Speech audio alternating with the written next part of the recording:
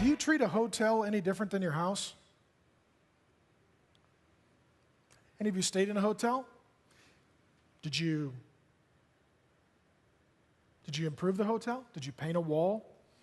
Did you say, that bedspread is fairly old, I need to go get a new one? Did you go buy a new bedspread?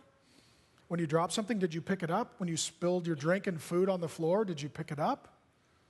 When you left, was it tidy and clean? When you noticed that something was out of order, did you organize it?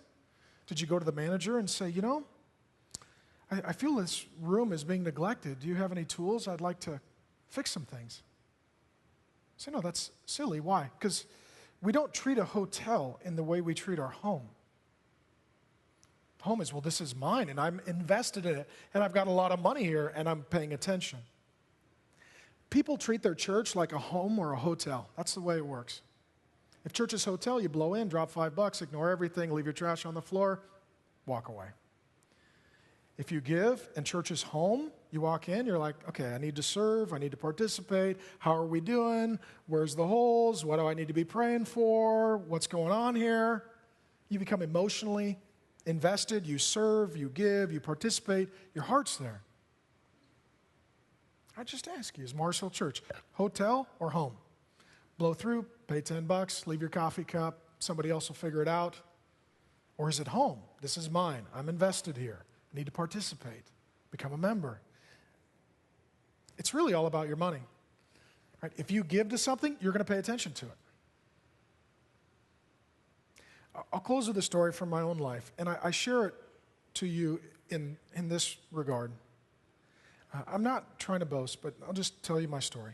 I grew up nominal churchgoer, Irish, Catholic boy, never gave anything, didn't really care, didn't pay any attention, to be honest with you. Stopped going to church in my teen years, didn't have a bad experience, just got bored. And I didn't go to church again until college. I was reading the Bible, and God saved me, and I became a Christian, and immediately I had this desire to go to church and to learn about Jesus and meet other Christians. I didn't know how to pray out loud. I'd never prayed in a group. I did not know anything about the Bible. I just was reading it, trying to figure it out. And God in His kindness led me to a wonderful Bible-teaching, Jesus-loving church with a great pastor. To this day, this guy is a giant to me. I just love him, and I respect him, and I appreciate him, and I praise God for him.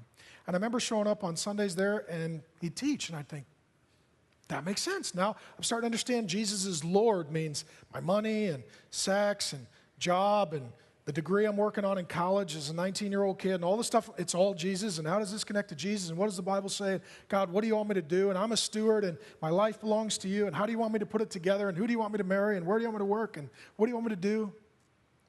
And I remember week after week sitting in that church, and they would pass the offering plate. And here's what I would do. I would put it in my right hand, and I'd put it in my left hand, and I'd hand it to the next guy. I did that for I don't know how long, months. And finally I'm sitting there one day, and God just hit me, and I felt like He asked me, when are you going to stop passing the plate? And my initial thought was, I'm a new Christian. I'm sure there's mature Christians here. I'm new to the church. I'm sure there's people that have been here for a long time. You know, I'm a college student. I'm flat broke. I'm sure there's people here with jobs.